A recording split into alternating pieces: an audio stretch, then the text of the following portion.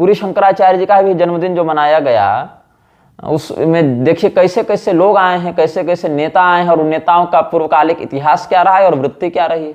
अथवा जो निरंजन देव तीर्थ जी के द्वारा अभिषिक्त माधवाश्रम जी थे ज्योतिष पीठ के शंकराचार्य के रूप में, जिनको पूरी के शंकराचार्य वर्तमान वाले ही शंकराचार्य के रूप में नहीं मानते फिरे, नहीं मान रहे होते तो प्रामाणिकता के लिए तो स्वयं उनसे लेते ही प्रशस्ति, लेकिन उन्हीं का जो चेला है देवादित्यानंद सरस्वती, वो भी अपने आप को शंकराचार्य बताता है, वो भी मंच पर था जहां तक लोगों ने मुझे बताया। तो जिस शंकराचार्य को आपने शंकराचार्य नहीं माना, उन्हीं के अभिषिक्त दीक्षित शिष्य, वो भी स्वयं को जो शंकराचार्य बताता है, वो आपके साथ मंच साझा कर रहा है। लेकिन वहीं पर अविमुक्तेश्वरानंद जी के साथ आप मंच साझा नहीं करना चाहेंगे। ये सब बातें हैं, ये व्यामोहित पौरुषेय प्रमाद है लोगों का।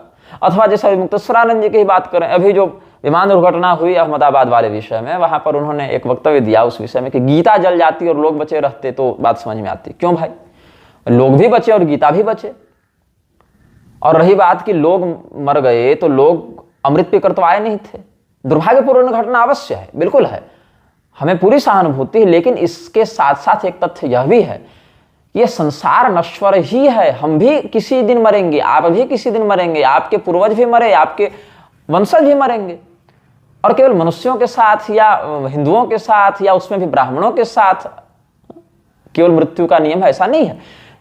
देहधारियों की यही गति है, जातस्य ध्रुवो मृत्युर्ध्रुवम जन्म मृतस्य च। लेकिन इसमें यह कहना, भले कितनी भी दुर्भाग्यपूर्ण घटना हो, लेकिन इसका अर्थ यह नहीं है कि अगर वो घटना घटित नहीं होती तो वे कभी मरते ही नहीं। भगवान ने गीता में क्या कहा, मया हतास त्वं जहिमा व्यथिष्ठा, मेरे द्वारा मारे गए को तुम मारो, पिष्ट पेश न्याय, पीसे गए को पीसो, कालोस्मि लोक क्षयकृत प्रवृद्धो, लोकान समाहर तुम्हें प्रवृत्त, तुम नहीं भी मारोगे तो वो मरेंगे, ऋते पिताम न भविष्यन्ति सर्वे। तो ऐसे ही यह जो कालग्रस्त लोक है, वह लोक ऐसे भी क्षणभंगुर है। तो इसमें यह कहा जा सकता था कि गीता के साथ साथ लोग भी बच जाते तो एक अधिक मानवीय संवेदना का दर्शन हो सकता था। लेकिन वक्तव्य क्या दिया, गीता जल जाती और लोग होते, ये अच्छी होती बात? तो ये कैसे अच्छी बात होती? क्या आपके लिए श्रीमद् भगवद गीता मात्र किसी स्याही से अंकित पन्ने को रंगने वाला साहित्य मात्र है, जैसे अखबार? नहीं।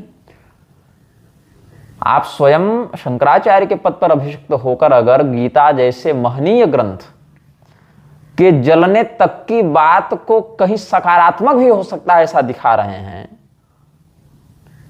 तो आपत्तिजनक घटना भी है, आपत्तिजनक कथन भी, और आपको इस कथन पर चिंतन और पुनर्विचार की आवश्यकता भी है, ऐसा हम समझते हैं।